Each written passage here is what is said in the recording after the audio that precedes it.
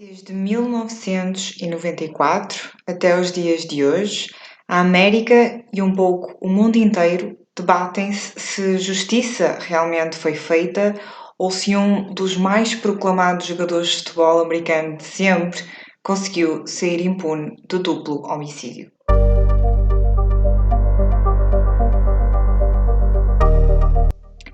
Olá e sejam bem-vindos de novo aqui ao meu canal. Hoje vou falar de um caso que provavelmente já ouviram falar, não necessariamente se calhar conhecem todos os detalhes, visto que é um caso nos Estados Unidos e aqui não foi muito falado também porque é muito antigo. Estou a falar-vos do caso do O.J. Simpson, um caso em que um jogador de futebol americano super conhecido foi acusado de duplo homicídio da sua ex-mulher Nicole Brown e um amigo Ron Goldman. O.J. Simpson, ou Orenthal James Simpson, nasceu em São Francisco, na Califórnia, a 9 de julho de 1947.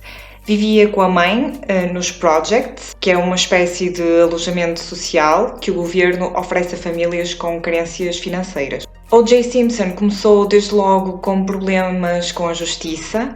Ainda durante a adolescência juntou-se a um gangue, que era mesmo do seu bairro, no San Francisco Youth Guidance Center, visto ainda ser um menor de idade na altura. A sua carreira no futebol americano começou logo no ensino secundário, quando ele jogou pelos Galileo Lions. Nos Estados Unidos, as pessoas com grandes aptidões para o desporto podem ganhar bolsas de estudo para depois seguirem para a faculdade e continuarem também a sua carreira no desporto em universidades.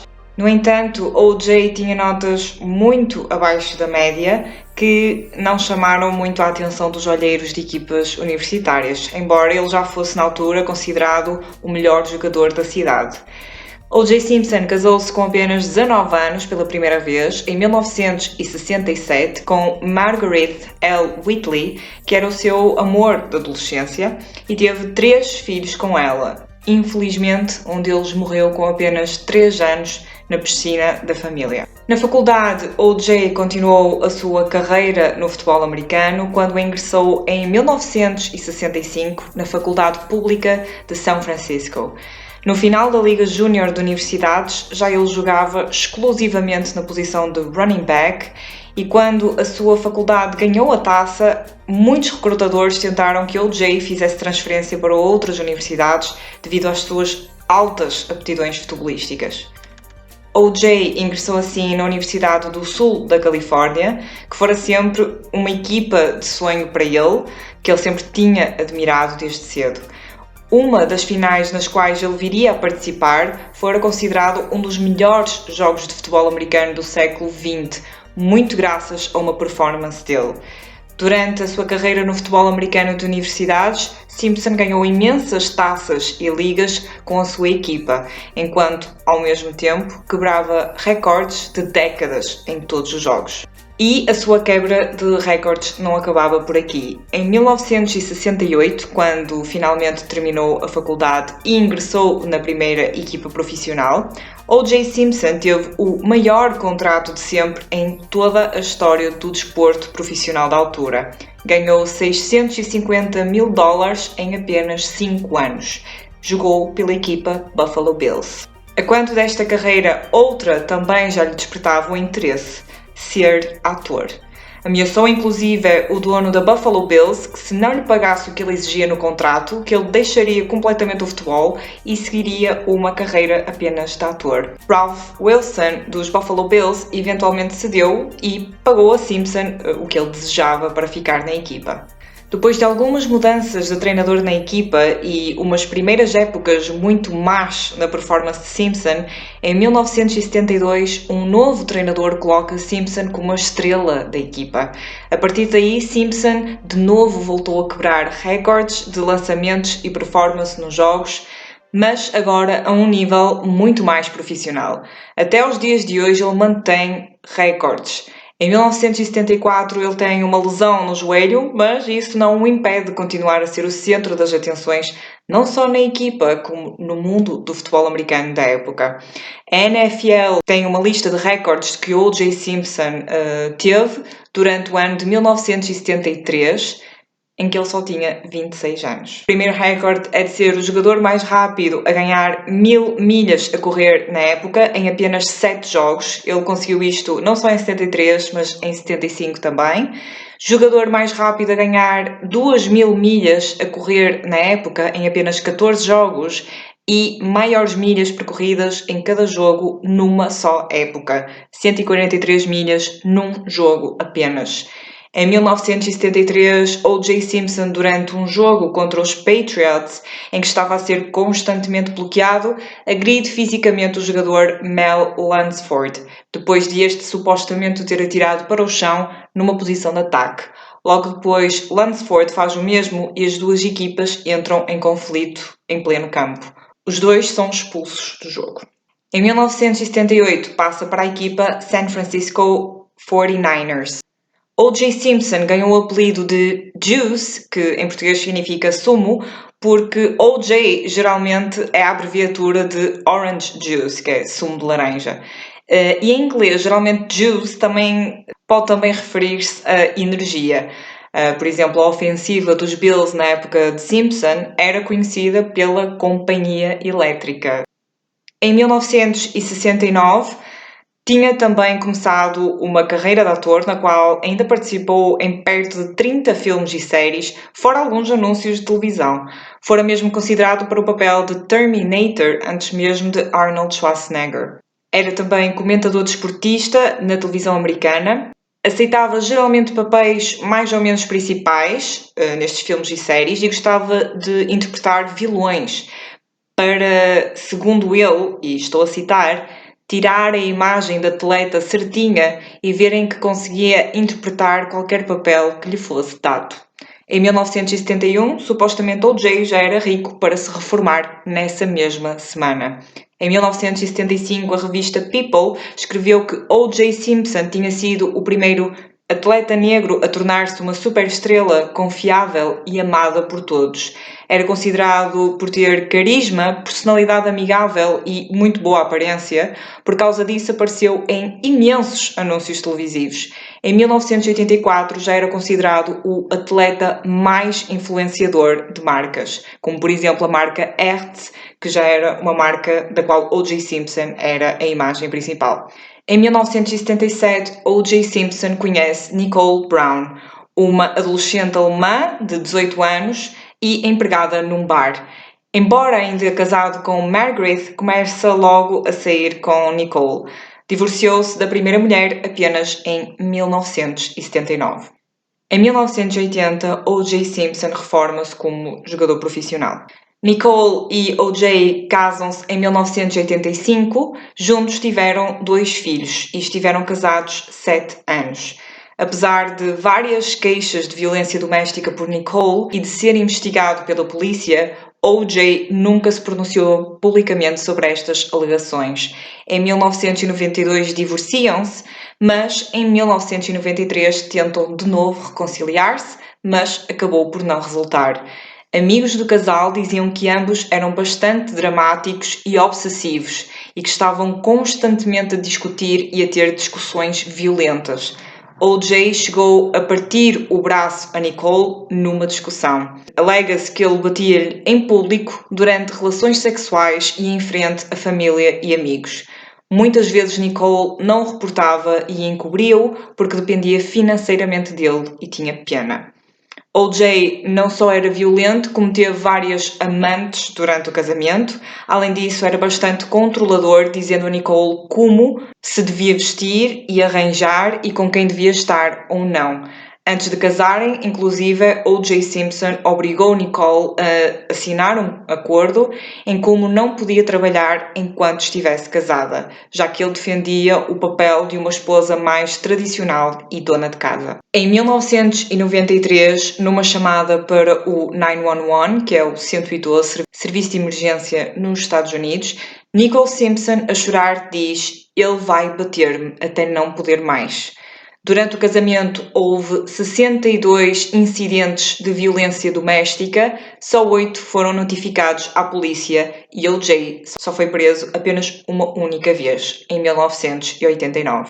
Na época do divórcio, O.J. tinha 10 milhões de dólares em ativos e mais de 1 milhão de dólares em receita anual, sendo que mais de meio milhão vinha apenas de uma só marca, a Hertz.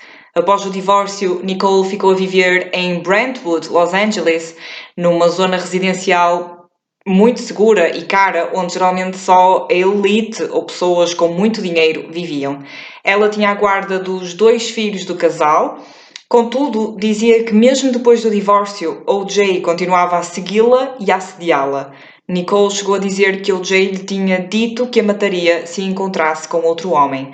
Nesta altura, ela fez um testamento. Um abrigo de mulheres recebeu um pedido de Nicole 4 dias antes do seu assassinato. Estava com medo do ex-marido que constantemente a ameaçava e chantageava para voltar com a relação. Reportou também que as chaves da sua casa tinham desaparecido. Estas chaves posteriormente foram encontradas com Simpson. Na noite de 12 de junho de 1994, o corpo de Nicole Brown Simpson, de 35 anos, e Ron Goldman, de 25 anos, foram encontrados mortos à porta de casa dela, na parte exterior da casa, num banho de sangue. Os corpos foram encontrados pouco depois da meia-noite e estimava-se que tinham sido assassinados umas 2 horas antes. Nicole estava em posição fetal, de cara para o chão e descalça no fundo das escadas exteriores da sua casa. A porta de entrada estava aberta, mas sem sinais de arrombamento nem provas que alguém lá esteve ou entrou. Embora a cena estivesse cheia de sangue, os pés descalços de Nicole estavam limpos, o que levou as autoridades a acreditarem que ela morreu primeiro e era realmente o alvo. Na autópsia veio a provar-se que Nicole tinha sido esfaqueada 7 vezes no pescoço e cabeça e tinha um corte profundo de 14 cm de comprimento e quase 2 cm de profundidade na garganta, quase deixando-a decapitada. Tinha também poucos cortes de defesa nas mãos, o que implica uma luta breve com um assassino antes de morrer. Ron Goldman, também encontrado morto junto a Nicole, era um amigo recente dela e era empregado de mesa. Dirigiu-se à casa dela nessa noite, depois de ter saído do seu turno por volta das 9h30 da noite, para lhe entregar uns óculos de sol da mãe da Nicole, que ela se tinha esquecido no restaurante mais cedo nesse mesmo dia, quando lá almoçaram. Ron foi encontrado perto de uma árvore e uma cerca, foi também esfaqueado no corpo, peito e pescoço várias vezes e tinha também poucas feridas de defesa. Pensa-se que o assassino, enquanto o esfaqueava com uma mão, o segurava com a outra pelo braço.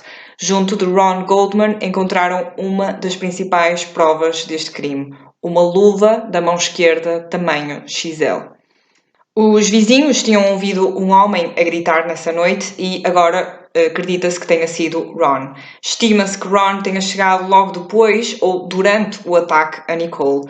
Os 2 filhos dos Simpson dormiam dentro de casa sem qualquer incidente.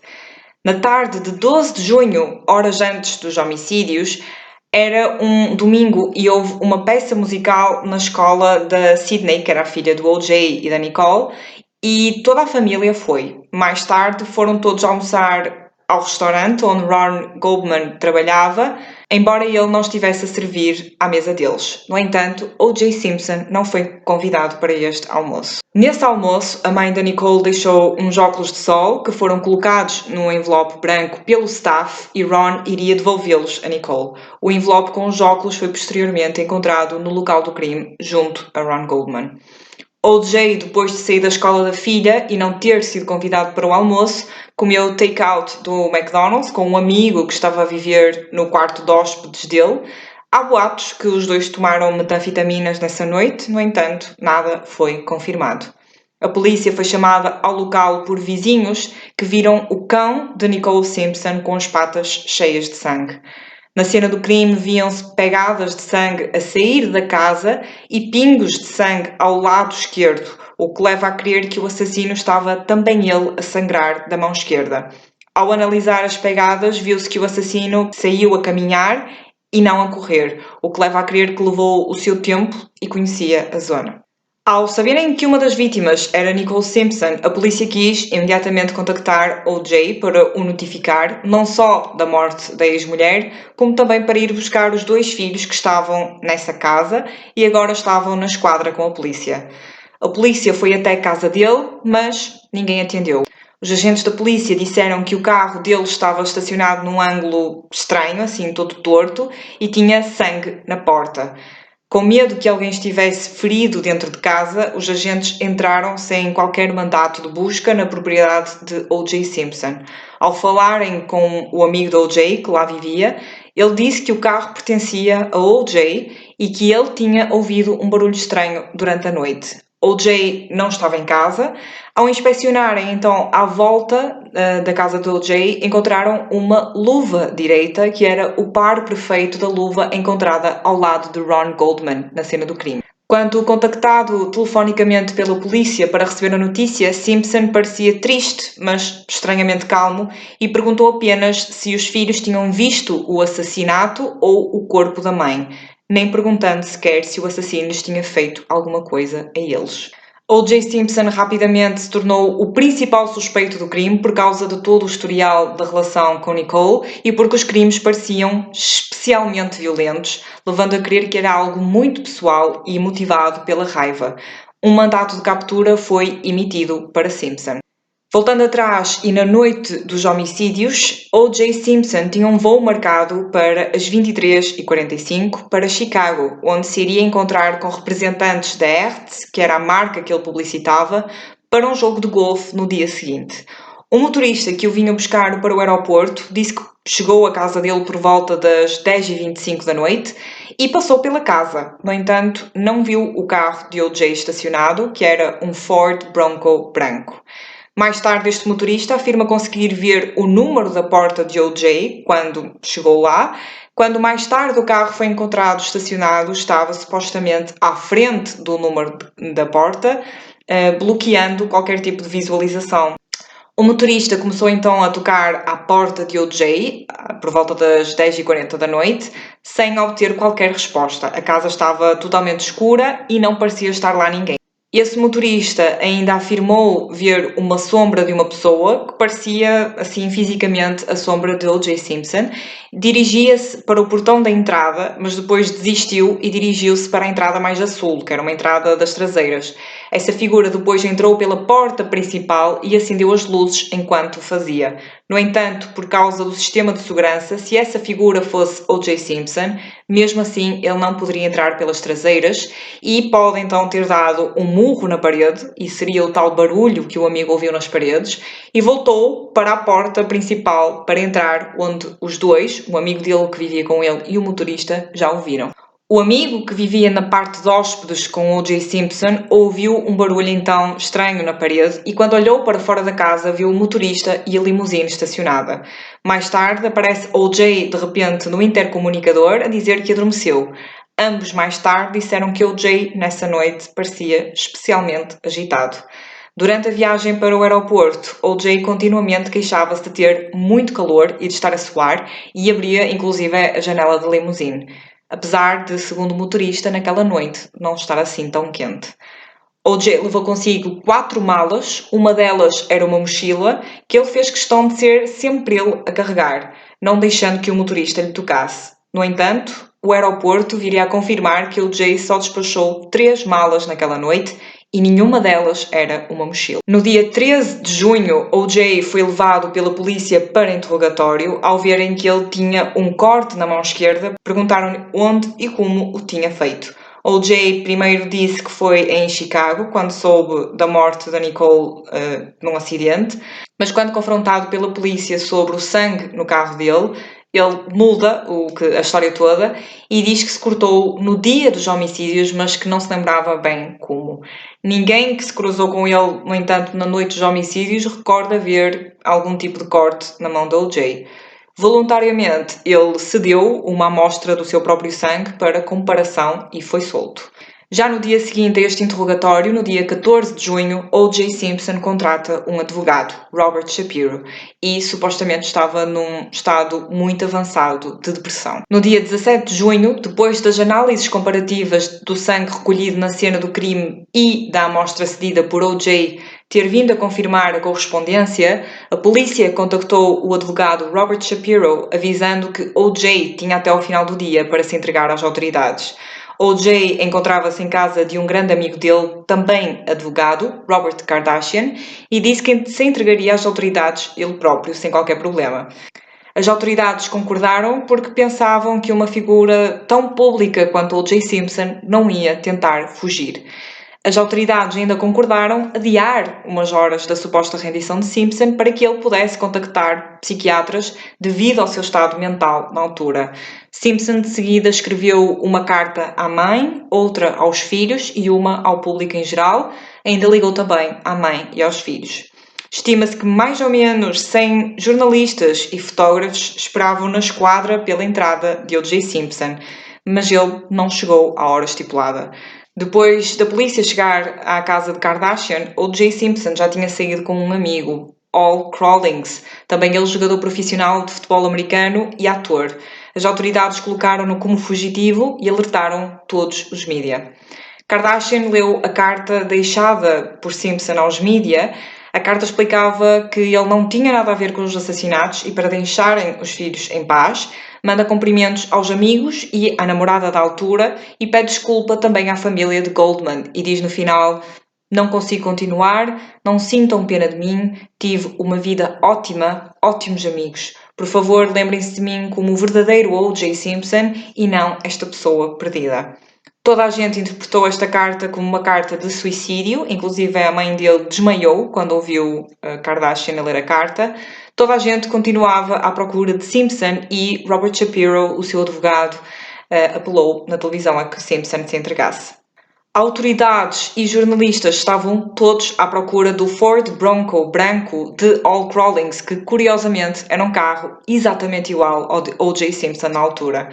Depois de rastrearem o telemóvel dele e uma testemunha inclusive também dizer que viu o carro com os dois numa autoestrada específica, as autoridades começaram numa perseguição ao carro. No entanto, Crawlings grita para os oficiais se afastarem porque Simpson está no banco de trás com uma arma apontada à cabeça. Estima-se que os carros da polícia perseguiam o carro de Al Crawlings com Simpson nas traseiras a uma velocidade ridícula, de 50 km por hora numa autoestrada. Havia 20 carros da polícia e 9 helicópteros dos mídia a sondarem o carro e a persegui-lo também. Todos os canais emitiam em direto a perseguição. Estima-se que 95 milhões de americanos assistiram em direto a toda esta história. Só para terem uma noção, não sei se vocês conhecem o Super Bowl. O Super Bowl é, digamos, o final do campeonato de futebol americano e é o acontecimento televisivo com mais audiências do ano. Inclusive aqueles concertos e performance de cantoras são sempre muito visualizados e todos querem atuar no intervalo porque é muito visualizado. Nesse ano, apenas 90 milhões de americanos viram a Super Bowl, enquanto que 95 milhões viram em direto a perseguição ao carro com O.J. Simpson. Muitos populares pararam os seus carros para deixarem passar o Bronco com sinais de apoio ao ex-jogador, como cartazes, palmas e gritos de louvor. Inclusive gritavam "Go, O.J., go!", que é traduzido "Vai, O.J., vai!", que era o lema da Hertz na publicidade que O.J. Simpson fazia por causa da sua rapidez de ser o Juice e adaptou-se muito a este cenário também. Durante a perseguição, Simpson falou pelo telefone com um antigo treinador, John McKay, que o persuadiu a não fazer nada estúpido. Numa chamada com um polícia, Simpson disse: "Sou o único que merece ficar magoado. Vou só com a Nicole." E, eventualmente, depois de uma longa perseguição que durou à volta dos 80 km percorridos, o carro para em casa de O.J. e, depois de 45 minutos no carro parado, O.J. finalmente saiu e exigiu falar primeiro com a mãe e depois entregou-se à polícia. A polícia encontrou nele $8.000 em dinheiro, uma muda de roupa, a arma carregada, o passaporte, fotos de família e um bigode e barba falsos. Nada dos objetos encontrados com ele na tentativa de fuga ou suicídio foram mais tarde admitidos em tribunal. A acusação disse que isto prova não só a culpa porque ele tinha intenções de fugir, como que o julgamento foi parcial desde o início, com todas as pessoas a aplaudi-lo e incentivar que ele fugisse. Ele e o amigo Al Crawlings foram presos, este último por ajudar um fugitivo a fugir. Muitos populares estavam à porta dele a apoiá-lo e muitos, principalmente, eram afro-americanos que viam O.J. Simpson como um exemplo, ao que supostamente, enquanto estava a ser preso, O.J. Simpson virou-se para os polícias e amigos e disse: o que é que esta gente está a fazer em Brentwood, que é o nome do bairro em que ele e a Nicole viviam, um bairro de elite. Na audição preliminar, a 22 de julho, Simpson considera-se inocente do duplo homicídio, com uma das frases mais soadas neste caso. Quando o juiz lhe pergunta como se considera, ele responde absolutamente 100% inocente. Diga-se que deve ser uma das respostas mais estranhas a esta pergunta e, pessoalmente, na minha opinião, até mostra uma certa arrogância, porque ele está numa audição formal em tribunal e responde como se estivesse a falar só mesmo com as televisões que lá estavam. Ridículo. Uma testemunha, Jill Shively, disse ver um Ford Bronco a alta velocidade a sair da casa da Nicole naquela noite.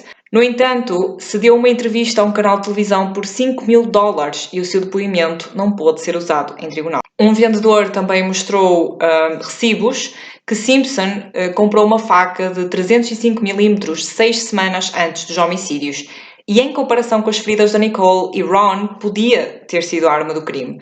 No entanto, de novo, esta testemunha vendeu a história a um jornal por $12.500 e não pôde ser usada em tribunal. Mas em análises posteriores viu-se que a faca nunca tinha sido usada, ou seja, não era a arma do crime. Todas estas testemunhas, por venderem as histórias e lucrarem com isso, tornou-as muito pouco credíveis, daí as retirarem do julgamento. Um guarda prisional diz que, a quando de uma visita do ex-jogador e agora pastor Rosie Greer, ouviu Simpson a dizer-lhe foi sem querer, ao que Greer disse para confessar tudo. No entanto, também este testemunho foi inadmissível no julgamento por ser uma espécie de diz que disse.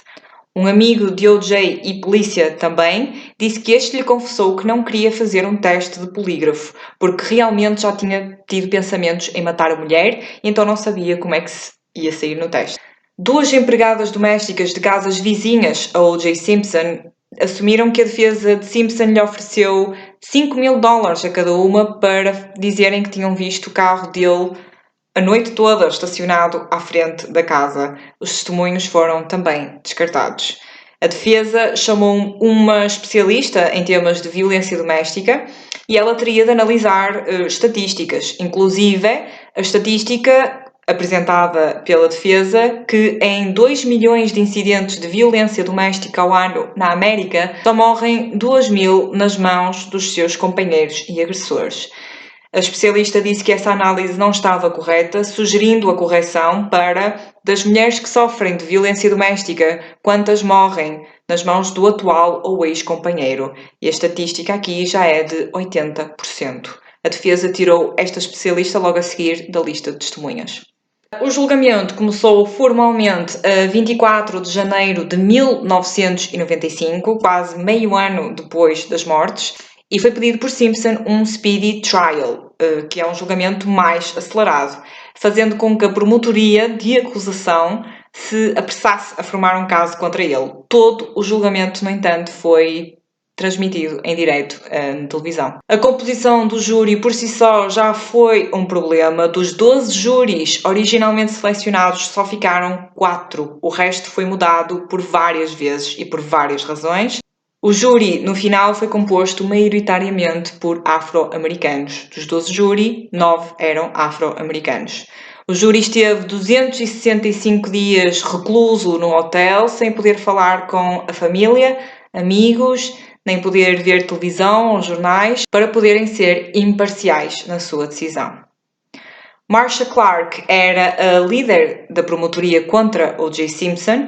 A teoria que Marcia Clark, junto com a equipa de promotoria, queria provar em tribunal era que o largo historial de violência doméstica que existia no casamento de Nicole e O.J. Simpson teve como fim a trágica morte dela.